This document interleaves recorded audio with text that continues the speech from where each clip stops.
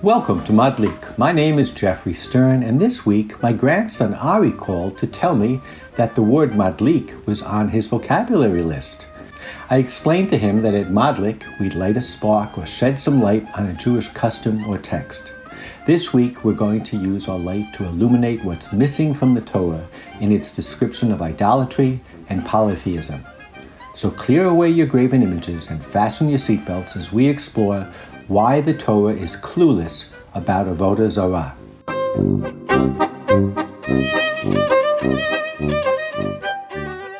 So in the first episode of this series this year on polytheism, idol worship, strange worship, whatever you want to call it, I argued that we didn't find anything in Genesis. Last week, or last session, Sal finished with an amazing Agadata, which I want to start with. A story in the Talmud that talks about when they got rid of the urge, the evil inclination to do idol worship. And I want to use it as a point of departure to go in a slightly different direction than what you might think. And as we read it again today, what I want you to think of is that whoever made up this story, or whoever carried this story on, it's a Gadata, it's a made-up story, was explaining the current situation. So when they said that they were getting rid of the urge for idol worship, they were describing and explaining to themselves why they didn't have an urge for idol worship. They read the Torah, it described bacon, they got that. It smells good. It described harlotry, got it. Idol worship didn't move anything, didn't resonate. So let's read it from the perspective of them explaining the current situation. And I think even though we like to think many times that we think like contemporaries and we have to watch ourselves not to project back into the past our sophisticated ideas, I think it's safe to say whoever wrote this was clearly saying it was put in a lockbox. We don't get it anymore. There's a disconnect. So the first source is Rabbi Yehuda says that Rav says the Jewish people knew that idol worship is of no substance. They did not actually believe in it. And they worshipped idols only to permit themselves to engage in forbidden sexual relations in public.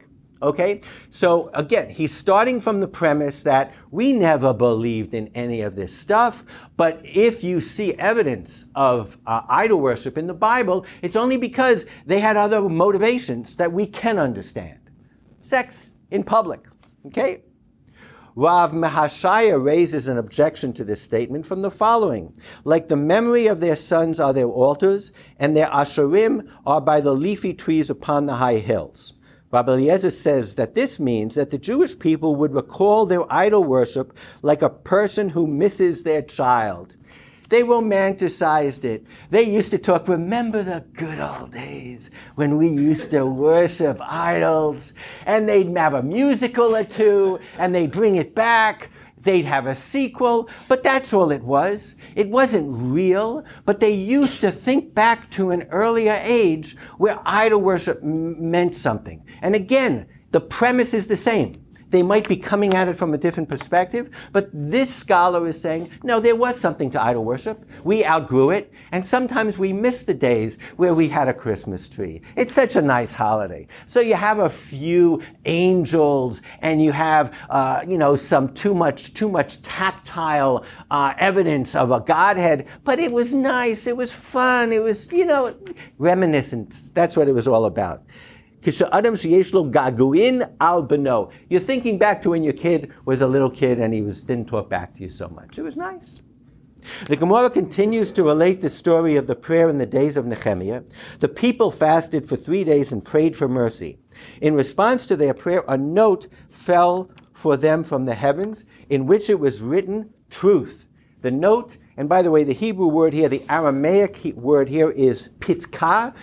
That's the same word as petek. When you go to the kotel, you put a kvittel or you put a petek. It's a little note. So a note fell from heaven, and it had the word truth on it.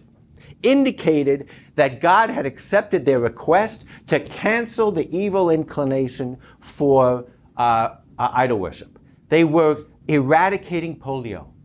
Something that had been a critical part of their life before, now was going to be solved. There was a cure.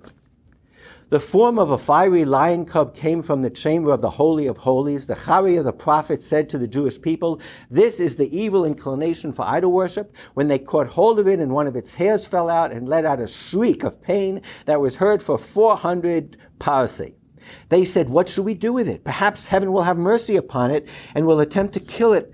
And if we attempt to kill it, as we certainly scream even more." So now they have this opportunity to get rid of idol worship, but they're wondering maybe it'll still make a sound. Maybe there'll be little ideas of it, and maybe heaven will take mercy upon it. The prophet said to them, "Throw it into a container made of leaven and cover it with lead, which absorbs all sound, as it is written." And he said, "This is the evil one." So they put it in a lead lockbox. Again, if we come at it from the premise that I started, which is this is explaining the current situation, what they're ultimately saying is there is not even a resonation of a sound. They got rid of idol worship, and there was a total disconnect. And it's like we used to go around and there was a disease that every cholera, polio, whatever, that actually determined every step that you made. It was cured, and we don't even understand those days anymore. There's not even...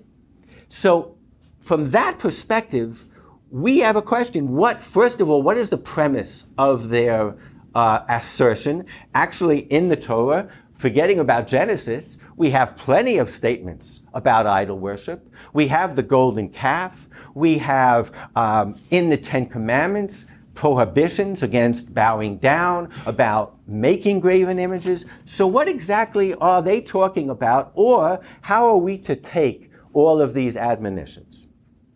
So this is where we come to Yechezkel Kaufman. Yechezkel Kaufman, as I was saying before, he wrote Toldot Ha'amunah Yisraelit. That's the real thing, and here are the 400-page cliff notes. The religion of Israel. He was an Eastern European German-trained scholar, and if you remember in the 30s and 40s, Wellhausen and all of that, biblical scholarship was run by European Christians. They were the ones who were really studying the Bible. And here, this guy comes to Israel, and he says, "I'm in Israel, I'm going to write in Hebrew." So to a large degree, what he wrote was cut off, was not read by the rest of the world in his venue, so to speak. So he's going ahead and writing and coming up with these things. And what the key question that comes to him is, how did Judaism, how did monotheism come about? Things don't just come out of a vacuum. So all of the other scholars, including a famous book by Freud, are saying that really in Egypt they were already starting to worship a sun god, and Judaism and what we've come up with is kind of derivative. Maybe it was a baby step forward, but nothing comes out of a vacuum. That's historicism. And he comes and says, no, this was a radical new idea. And he makes an argument, and this is what we're going to pursue initially, is he makes an argument that the proof that it was a radical idea is that if you read the Bible, you can make the statement the Bible is clueless about polytheism. What it says about idol worship is a caricature of idol worship. No self-respecting non-Jew would read this and find anything that resonates vaguely close to the religion that he followed. And so if we go to 3, where Israelite religion differed, I've listed about 7 points that he says that prove his point that Judaism is totally clueless, and he also points how it differs. So point number 1, he says if you look at everything in the Bible, all it is fetishism. If you look at the golden calf, prime example, they weren't worshiping another god behind the golden calf. Nowhere does it say that they started mentioning the word Malach or Baal, or they were still waiting for Moses to come down. They were still believing in God, but he wasn't there, so they replaced him with a fetish. Okay? If you read, and he goes to to detailed arguments throughout his books. He brings pasuk, verse after verse, showing that everywhere that these arguments about you, how can you worship something that you built with your old hands? And we are reading this, and we're forgetting that we read Homer at one time, and we're forgetting that we read the story of Gilgamesh, which is the flood story that the Babylonians read with Marduk, and we're forgetting about everything we know about the ancient Near East and what happened in their sophisticated religions, where they had a Zeus, and they had a god of fire, and they had a god of death, and they had a god of love, and there was Eros, and there was mythology. All of that does not appear at all in the Torah. All it simply is focused on, and if you think about it, it actually becomes so repetitive and so dumbed down in terms of the argument. I mean, you and I both know that if you were to go into a house of worship of Baal or Malach, and you say, I know what you do. You just you make an idol and you worship it, and that's your religion. They'll look at you like you're crazy. They have a whole history of the gods, how the gods gave birth, how they had children, how they fought amongst themselves, the domains. So the first thing is he talks about how it's simply, if you want to characterize what the Bible is using as a straw dummy for all of its arguments, it's simple fetishism. Then he goes, go to point number 2. There is no war between God and any other deity. He'll talk, okay, so you'll say to yourself, well, what about when Moses went to Pharaoh and they started throwing down the staffs? Again, magic. That's just the most superficial element of religion. And it was magicians. It was making a fetish. It was making a fetish talk. It was making a fetish move. He's making, the list that we're going to be reading now is all the things that are missing from the Torah's understanding, account, vocabulary of polytheism, of the world that it lived within, the world that we claim we rejected and came up with a whole new universe of discourse. 3, there's no mythology of the birth of God, having children. Sometimes or another he'll talk about let us make man in our image. There'll be a reference to some sort of celestial council.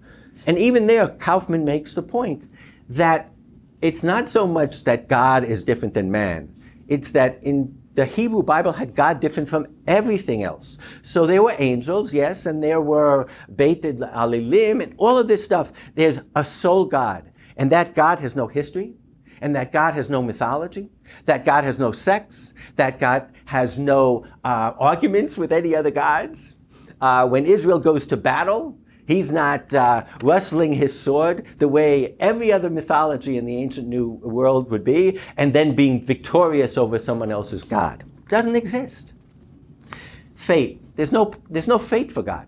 It's not like he's following his destiny or her destiny. In terms of holy objects, there is nothing in the Bible that makes a particular place holy. What makes it holy is the history with God. Okay, the relationship with an event or with a commandment. Nothing is intrinsically holy. So this list is not exhaustive, but it starts you thinking in terms of, why didn't I ever read the Bible and say to myself, what happened to the class I took in comparative mythology and this? There's a total disconnect. What happens when I go to a museum and I see all the artifacts of all of the rich societies in Egypt and Babylon, let alone the rest of the world? The Bible that we know, the Torah that we know, is totally disconnected from there. It's almost as though you could make the point that it didn't even get it, that it was clueless. Okay? So, let's go on to think a little bit about, and you can ask any questions at any point, anthropomorphism. It talks about God stretching out his arm. It talks about God being angry. It talks about God being jealous. Later thinkers, Maimonides certainly the premier of this, had a problem with that. Anthropomorphism, our idea of God is he or she is infinite, he or she is immaterial, he or she is totally removed from anything that we know. Kaufman, again, as a scholar living in the new state of Israel, reimagining the Torah, reads it and he goes, clearly there's no problem with talking about God having a body, having emotions, having all this. That's not the innovation here, okay? He's taking the word at the word of the Torah at face value, the peshat. And he's saying what does matter is that God is totally distinct from all of humankind. That's the whole issue here. It's not that God doesn't, again, it's not as though that when we were introduced to Greek philosophy and we felt, maybe it's not appropriate if God is all-powerful and we have no power, that we refer to God with an arm or anger or regret, human emotions. And and then it explained these things in terms of we have to speak in Belashon B'nei Adam, and it's a human document, we have to understand it. He didn't have to reject that, but he was looking at what is unique about Judaism. So I'll step back for a second and tell you a joke. So the Romans, modern day Italians, dig into the ground, and a foot down, they find some copper strands. So they say, oh, we must have had a telephone system back in ancient times. The Greeks, not wanting to be outdone, they dig down 2 feet. They find some glass strands. They said, well, clearly we had an optic system, photo optics, much faster than the Romans. The Israelis, not to be outdone, go 3 feet. They find nothing. They say, clearly we had a cellular system. So in a sense, what Kaufman is doing is building a lot, and we're going to start looking at that, on what's not there. And you can make fun of that, and there are scholars that say about him that he is he's dealing with a puzzle that doesn't have a solution, or some people could say he's giving a solution for something that there's no problem. But I think if you look at the readings and if you then go back and study Kaufman a little bit, he has a very strong point. And so the point that he's making is there's nothing there. And if there's nothing there, what caused this revolution? What caused these people to be talking about God in a whole new vocabulary than had ever been done before? And what had caused them to the point where either you can say that they were so disciplined that they could eradicate from their text anything but the most comic representation of the other religions, that they were able to write Tanakh, literally Tanakh. We're not talking about just the 5 books of Moses. We're talking about going the whole way through the argument against making an image that has a mouth but it talks not, hands that move not. That is ultimately the whole argument that you find through it. So they had this discipline to characterize it in one very comical fashion that was easy to discuss. Or if they didn't have the discipline, what happened? What happened that made this kind of shift? And so he talks about anthropomorphism, and he uses that as an example to also say what else is missing. And he's trying to go back to the original turf and take the Bible at its own value. So when he talks about faith, so what did they believe in? Instead of being just negative and saying what they didn't or what they failed to mention, so what is there? And if God doesn't struggle with the other Godheads, who does he struggle with? Well, I think we all know the answer. Who? He struggles with mankind. He creates, and again, here's where he's starting to get sophisticated, and here's where he's starting to say, well, maybe you can say that after, in 21st century. But could they actually have said that? Could they actually have believed that? Well, these people are clearly passionate about something. And we do have some amazing texts that describe God. It's not as though there is no representation of God's activities. But he looks at the text and he says, well, God's activities are limited to his interaction with man. He created man as a foil, as that object, that will create that mythology. The mythology is not with the other gods. The mythology is with mankind. And it starts with Adam, and it goes to Abraham, and it goes down the road. And what he's trying to do is saying this is not a sophisticated argument. This is what the text reads about. And if you want to go drill down even a little bit further, the argument on a daily basis is God commands, does man listen? And the text would make you believe that God, he or she, cares whether he listens. So God, he or she, is not preoccupied with what Zeus is doing today, not preoccupied with what his errant son is doing tomorrow. What preoccupies the God of the Torah? It's whether we put on tefillin and whether we keep Shabbat. It's a crazy idea. But again, if you read the text, it's what comes out. And if God is looking back and looking forward in terms of what preoccupies him or her with regard to the past and the future, it's the journey of humankind. He starts with Adam, makes a covenant with him, then Noah, then he settles on his chosen people. And now the chosen people are either going to succeed or fail.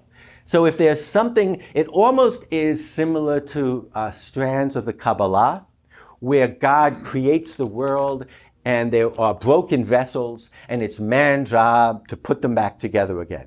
And in a sense, the old philosophical question, can God create a weight heavier than he can lift?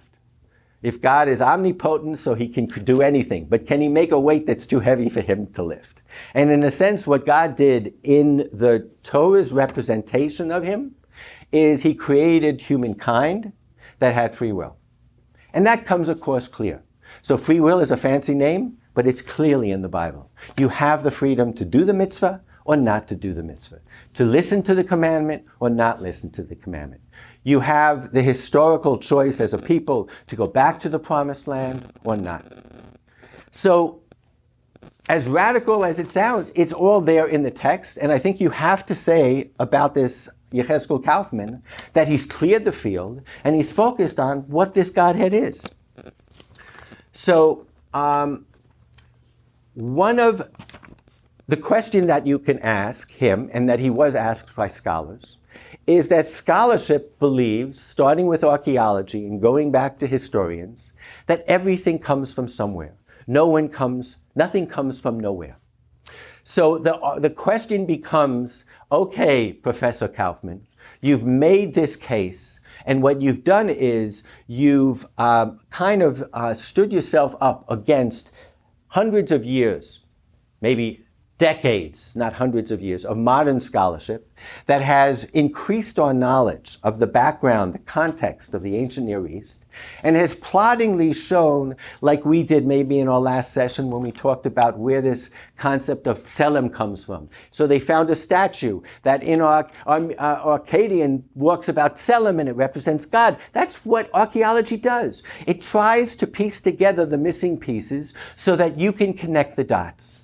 And that's what all of scholarship does. It says we don't understand a word, let's look at another text. And what you are doing here, Professor, is saying that there are no dots to connect when it comes to what the Jewish people came up with. And there's one more point that I need to say.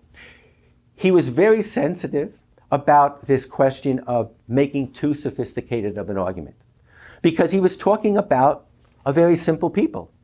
These are people that used to be slaves, or call them what you are. We know wherever they came from, they weren't building pyramids. They didn't have medicine. They were traders. How did these people come up with this idea?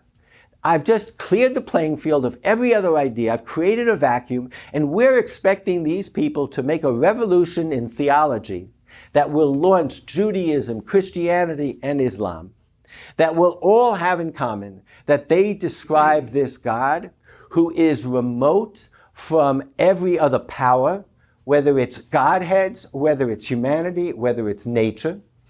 and has this relationship with mankind in terms of history and in terms of commandment. And that's, by the way, how Yechezkel Kaufman sees Judaism, Christianity, and Islam. He sees you can split some hairs, make some differences, but ultimately that's where they're all different. And remember, the Godhead that he's describing is not looking for nirvana. Okay? It's not the Godhead of Buddhism. It's not the Godhead of even Aristotle and Maimonides, who's sitting there contemplating what there is to contemplate. It's a very active God. It's not like there's no mythology. It's not like there's no interaction with the world. It's a very active God, but what he's active with is commandments with humankind and historical interactions with humankind. And that's how Kaufman kind of boils down the innovation of Hebrew, the early Hebrews and Judaism, Christianity, and Islam. So, amazingly, if you go to number 8, he has to give. It starts with faith, and it talks about what that faith is, and how God is different from all of humanity and all of other forces out there. So he wants to give an example of how this is possible. How could this people come up with this idea? And there's a new Oleh to the Middle East, a new immigrant to the land of Israel. He concludes, and this is the last sentence in paragraph 8, a similar idea aroused passion at a later time among the Arab tribes at the time of Muhammad. So here he is, and he says, you want me to give you an example of how this concept of monotheism that I'm describing came out of nowhere, came out of the most simplistic, primitive people? Look at the start of Islam. So he uses Islam, and I don't know Yechezkel Kaufman's politics. I don't know where he was in terms of what he thought the Middle East was possible, but he certainly was returning the study of the Bible from the Western world back to the Middle East. He was in Israel, he was looking at things differently, and he said, look, these were simple tribes. They had no philosophical background. But if you look at their religion, at the Quran, you can make the same argument we're making about the Torah. Nowhere is Allah the Godhead. We can just go down that list. And he says, and it came out of nowhere. So that's his kind of argument. I want to make a different argument, and then I'll open it up to discussion. I actually studied philosophy when I went to college at Columbia, and in those days, philosophy of science was a really big deal. That's what they were all doing. And it was basically to try to figure out how science works. And there was one philosopher called Thomas Kuhn, and he developed a word that we all know and that we see on Madison Avenue all the time, every time someone introduces a new product. It's a paradigm shift. This product is going to change the way you live. It's a paradigm shift. But he used it in a very technical way. And what he was describing is when Copernicus comes along and says that the universe does not revolve around the earth, but the earth revolves around the sun. He made a switch where very quickly, once you make that switch, you can't understand what it was like before. It was kind of like what I was talking about before when you solve, like polio is already eradicated. You can't think of a world the way they thought of it before, but much more profound. And so what he talks about is that not only is there a paradigm shift, but there's incommensurability, which means that after Einstein, it's hard to understand. For most of us, we don't understand Einstein, so we're still Newtonian. But the point is, he, in a very plodding manner, will go through all of the major paradigm shifts in science and say how the same words start to be used in new ways. And basically, if you bring two people, two scientists from the different scientific communities, one after the switch and one before, they might be using the same words, but they're not talking to each other. They're in different worlds. And he describes this in gruesome detail. And it's a revolutionary way to think of progress. Because you're actually not looking for one right answer, but you're just moving along and you're talking about things in a way that makes more sense of the data. But if you look at and you apply it to religion or thought or other forms of life, you can start to see, it doesn't explain it. We still have a problem that we can't resolve, and maybe we just throw up our hands and say it's a miracle. It's the miracle of the creation of our people. But if you do want to look at least for categories to understand, if something that Kaufman is saying is beginning to resonate with you, how can you explain this happening? So less than just saying divine revelation and a miracle, you can start to say how people developed a new vocabulary, how they looked at things differently. And what happens then is, exactly as it happened in this case, when they talk about people on the other side of the paradigm, it's almost comical. It's almost as though there's no understanding. It's exactly what the Agadata that we started with is describing. The earlier ideas are put into a lockbox, which is totally soundproof, and the ideas in it don't even ricochet. They don't even, there's a total disconnect. And it happens in science, there's no question about it. The question is, as we study the Torah, and as we study further about this, either a straw dummy or the reality of Judaism as compared to Avoda Zarah. Because that's ultimately, if we're spending this year studying Avoda Zarah, foreign, strange religion, what we're doing is we're studying the essence of where Judaism is portraying itself as different, as Judaism portraying itself as we rejected this. And what Kaufman is showing is that the rejection was so final, and that the gap that was created was so impressive that they didn't even know how to characterize polytheism anymore. And it's a crazy idea, but it does stare you in the face. Or you do say to them, what was the editor after, whoever edited these texts? Why did they make polytheism, idol worship, strange gods, Ovedet Kachavim, worshiping the stars? So how did they mischaracterize it so well? So that's all I have for you today. I want to open it up to discussion. Any comments, questions, thoughts? But there are, several instances that may be more geopolitical than theological, where we're told to slaughter the other, so lest we adopt their ways. Mm-hmm. Right from the beginning of in Exodus. The other thing is our liturgy certainly acknowledges that there are other gods. Ein kamocha be'Elohim. There is no God like our gods, right. Like our God. So it's we just don't talk about them. Perhaps for the same reason, let's say that the very observant won't walk into a church lest they acknowledge that there's another deity. Okay, so let me answer both of those questions. Kaufman will argue that we do acknowledge other powers, other gods, only that God is not in the same hierarchy. So according to Kaufman, angels and other things exist, mazalot, zodiac and all that, but they're in the created realm. And what he distinguishes between our God is he wasn't created, he doesn't grow, no sex, all of that stuff. So he does admit to other things. The second point that you made was, so it's a perfect example. Every Jew says you can walk into a mosque. You can't walk into a church. Why? Because the church has a cross. It gets back to this fight against fetishism, as if that's the whole thing. It was this fixation, and it was correct. If you read the Bible, that's all that matters. If you don't have a fetish, the rabbis talked about Islam in beautiful terms.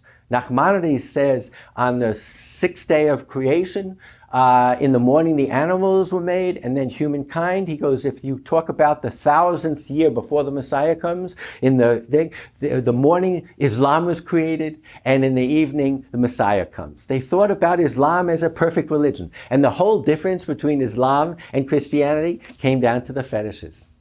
So there's always a focus on this fetish. You don't find many arguments against the power, any of the stories.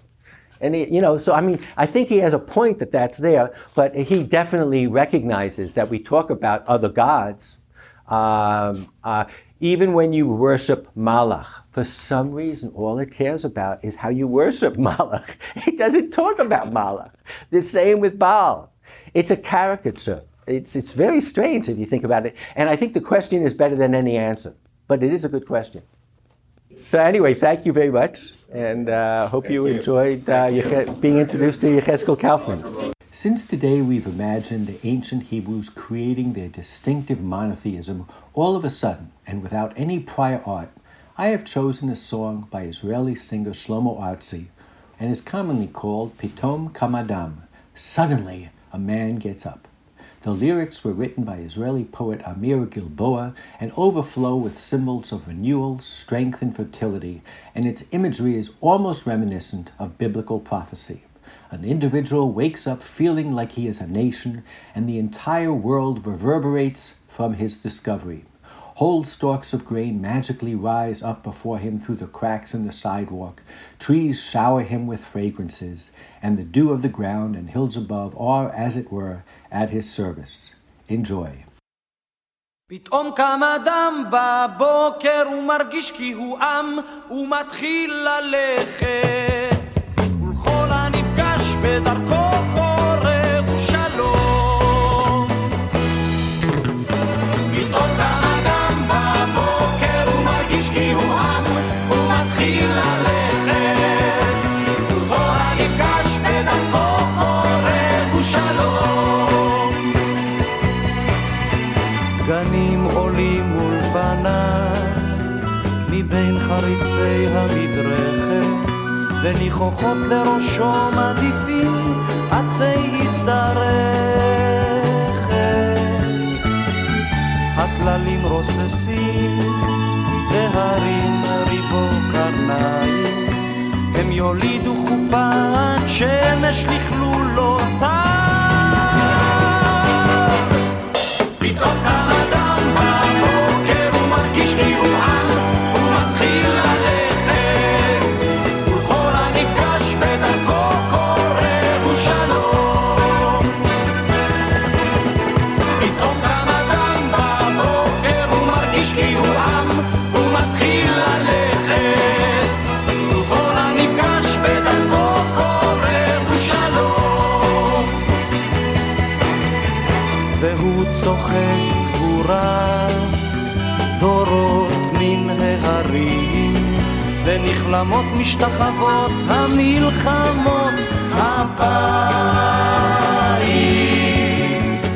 להוד 1000 שנים מפקות במסתרים 1000 שנים צעירות לפניו כפלג צונן כשירו עם כענב. פתאום קם אדם בבוקר ומרגיש כי הוא עם ומתחיל ללכת ורואה כי חזר האביב כמו ריגשו אילן מן השלכת. פתאום קם אדם בבוקר ומרגיש כי הוא עם ומתחיל ללכת ורואה כי חזר האביב כמו ריגשו אילן מן השלכת. פתאום קם אדם בבוקר ומרגיש כי הוא עם ומתחיל ללכת ולכל הנפגש בדרכו קורא ושלום.